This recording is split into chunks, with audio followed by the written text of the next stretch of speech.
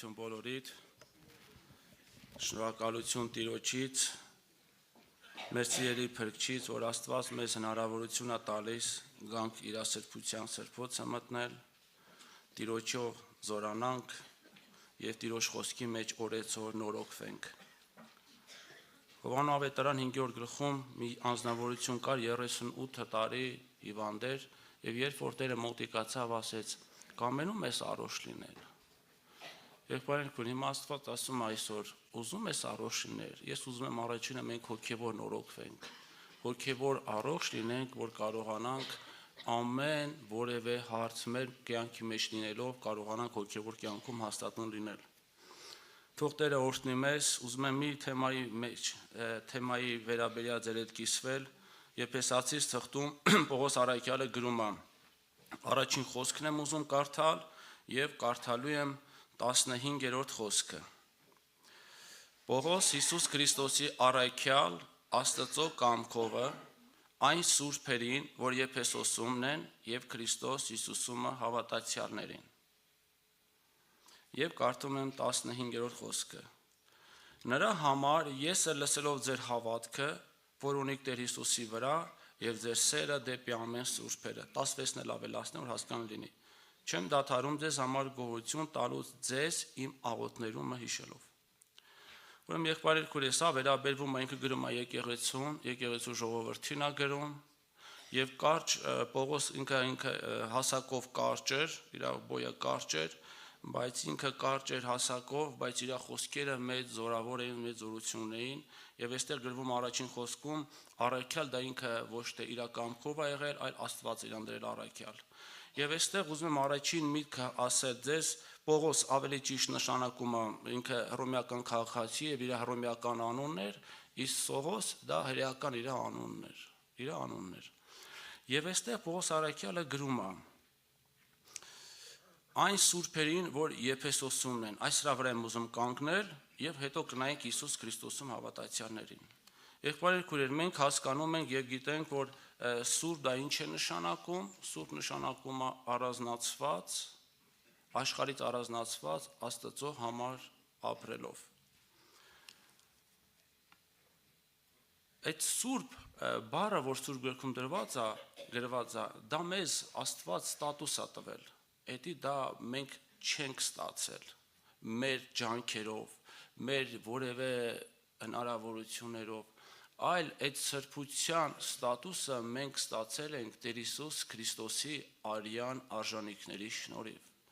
Աստված մեզ իր որդու արյան միջոցով նայում է սուրբ, արդար, եւ սուրբ նրա հումանիշ բառն է արդար, անբիծ, անարատ, Աստված մեզ Քրիստոսի արյան շնորհիվ նայում է այդպես։ Եվ սուրբ մարդը այսպիսի մարդը արդարացած, առանձնացված Աստծո համար, այսպիսի մարդիկ սուրբ գիրքն ասում է, որ իրանք ունեն վերստին ծնունդ, վերստին ծնված մարդիկ են։ Եվ երբ որ կարդում ենք Պետրոս առաքյալի թուղթը, առաջին գլուխ 15-16 համարներում գրված է, այլ ձեզ կանչող սուրբին պես դուք է սուրբ եղեք ձեր բոլոր վարքերումը, ոչ թե մի պահում այստեղ հոգնեք է, ձեր բոլոր կյանքի ապրելակերպում, որովհետև գրված է սուրբ եղեք, որ ես սուրբ եմ։ Ուրեմն Աստված ցանկանում է եղբայրներ քույրեր, այսօր էլ, որ ես էլ ձեր հետ, որ մեր ապրելակերպը համապատասխանի այդ ստատուսին։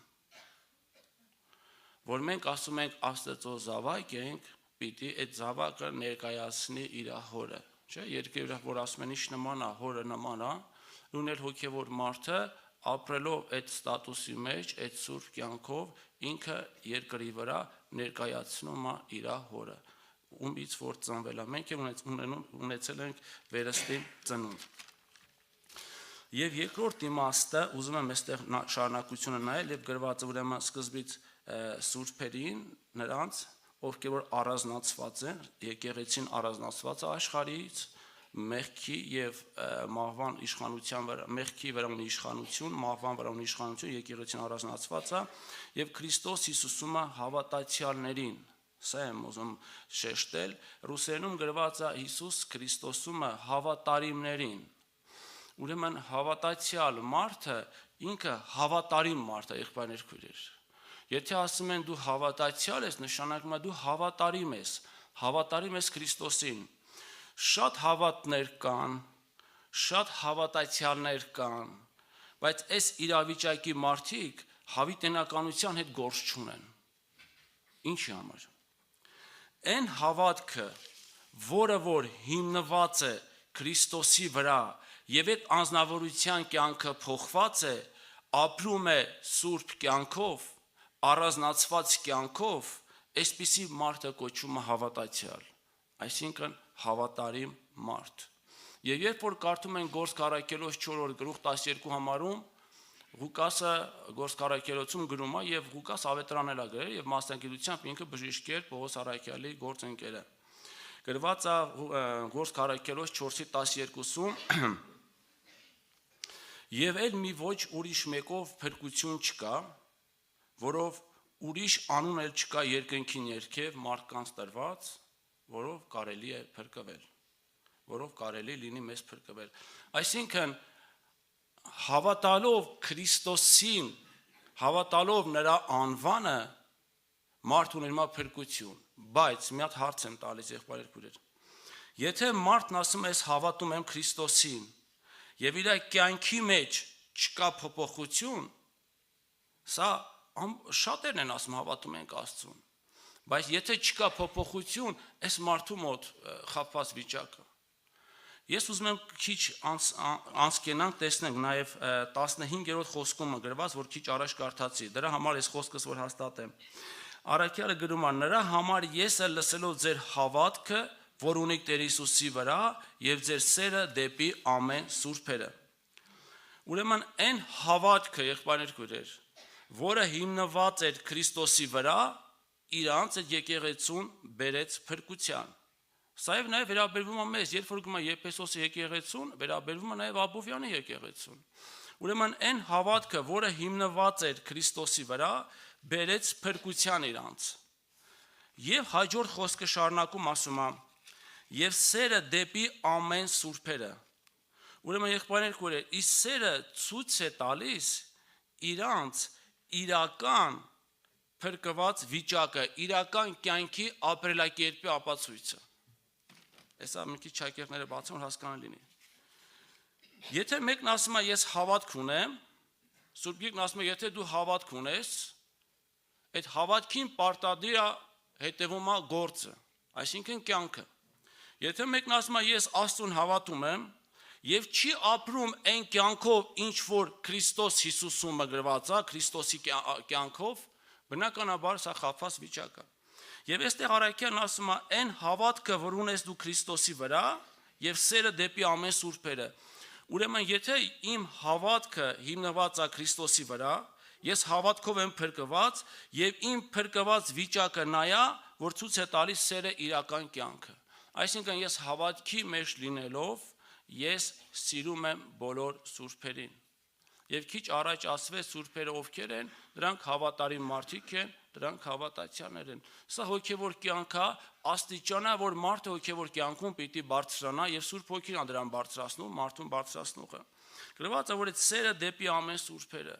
Այդտենց չի, որ եղբայրեր քույր, ես ասեմ Տիրոջը սիրում եմ, բայց մի քանի հոգու չեմ կարողանում սիրել։ Պետք է մարդը դրա մեջ սովորի, որ ինչ Քրիստոսին է սիրում, այդ սերը Երանի թե Սուրբ Հոգին որ սփռել է մեր մեջ, այդ սիրով կարողանանք, ես է դրա հետ բաժին ունեմ, մենք էլ ունենք, որ կարողանանք այդ սիրո մեջ ապրենք։ Ես քիչ ուզում եմ առաջին մասի վրա կանգնել, լսելով ձեր հավատքը։ Ուրեմն եղբայրներ քույր, որ գրված է լսելով ձեր հավատքը, Եփեսացիս թղթում ինչի եմ ասում հավատքը փրկարար հավատք է։ Այն հավատքը, որ Քրիստոսի վրա է, դա է փրկարար հավատքը։ Եվ փրկարար հավատքից բխում է մարդուն երկրի վրա ապրելով սուրբ աստվածապաշտ կյանքի նորոգության մեջ ման գալով։ Երբ որ կարդում ենք Եփեսացիս թղթում 2-րդ գլուխ 8-րդ համարում գրված է. որովհետև բացատրում է շնորհքով եք փրկված հավատքի ձեռովը, եւ սա ոչ թե ձեզանից է, այլ Աստծո պարգևն է եւ ոչ թե գործերից, որ մեկը չբարձնա։ Այսինքն մարդը չի անում, որ փրկվի։ Փրկությունը հավատքով է։ Եվ այստեղ ինքը բայց հավատքը երբ որ գործ է պահանջում, գործը, այսինքն կյանքը հավատքից է բխում։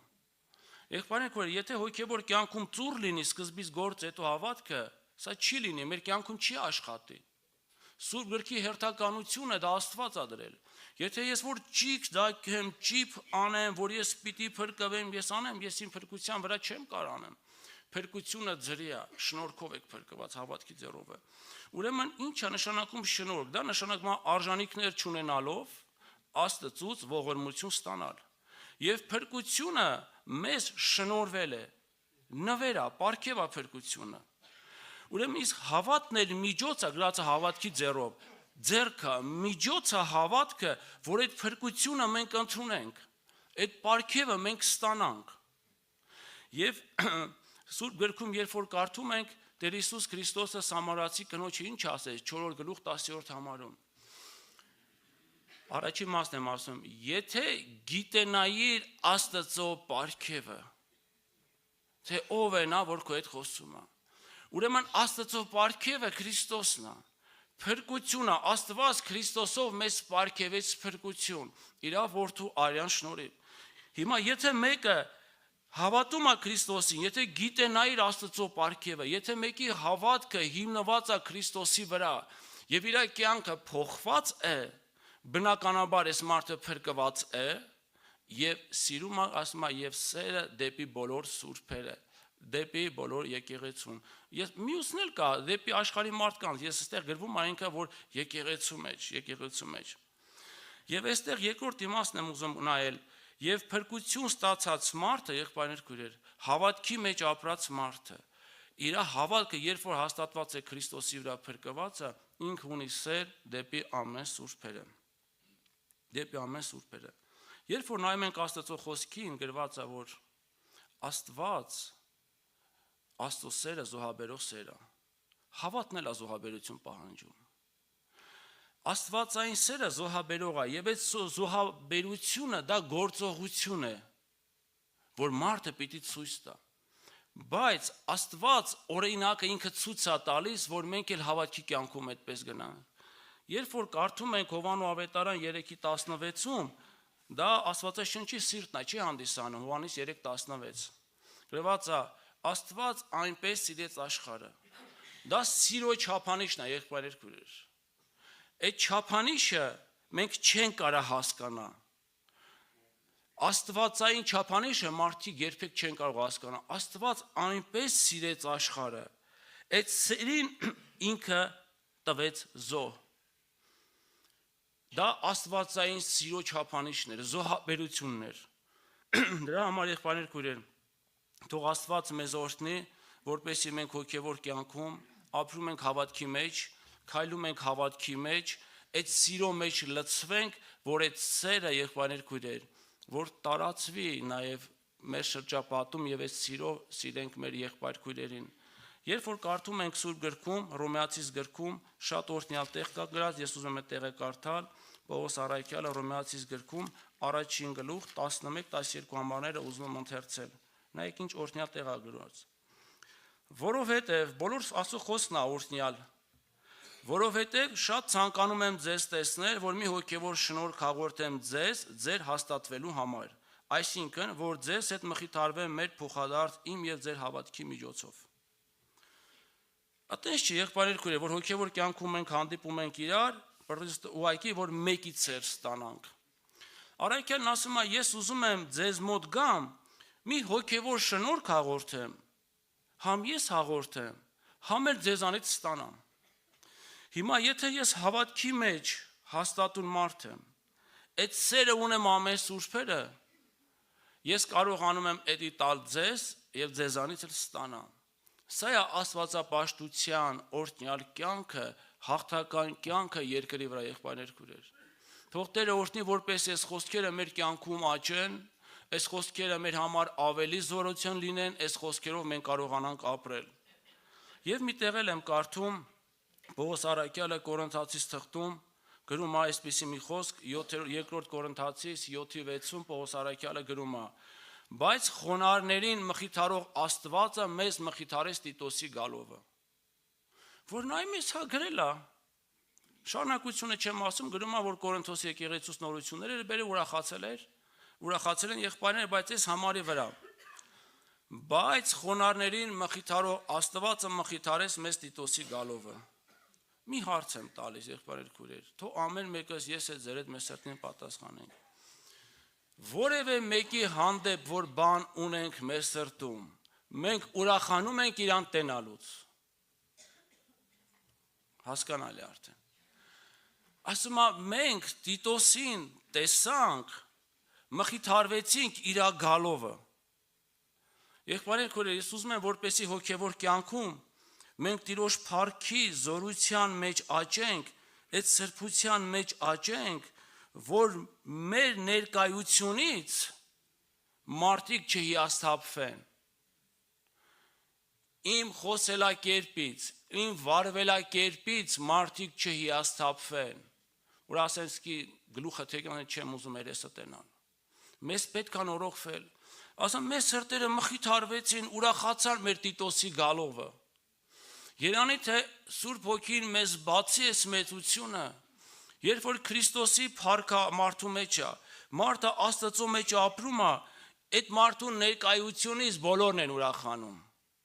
Ուրախանում են Տիտոսի գալովը։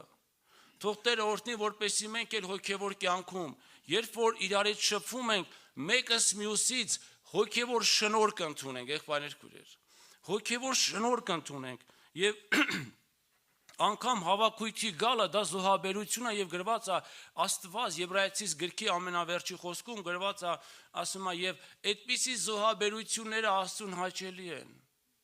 Հաճելի է, որ կաս Աստծո ներկայության մեջ։ Ինչ գերադասել է, որ մեր եղբայրները մեկ հավաքվում են, կապ չունի քույրիկներն է,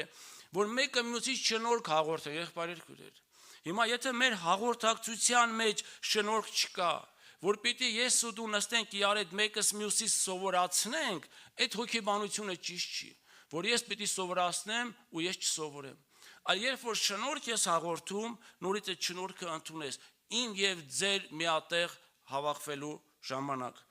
Եվ երբ որ կարդում ենք մի տեղ էլ դա գրած է Փիլիմոնի թղթում, շատ օրհնյալ տեղ է, այդ տեղը նորից ուզում եմ ընթերցել, նայեք գրված է Փիլիմոնը ինքը ընդհանրապես մի գլուխ գիրք է, մի գլուխ է, առաջին գլուխ կարդում եմ 4-րդ խոսքից։ Գրում հետևյալը 4-5-6-ը։ Գոհանում եմ Աստվածանից ամեն ժամանակ հիշելով քեզի մաղոթներումը,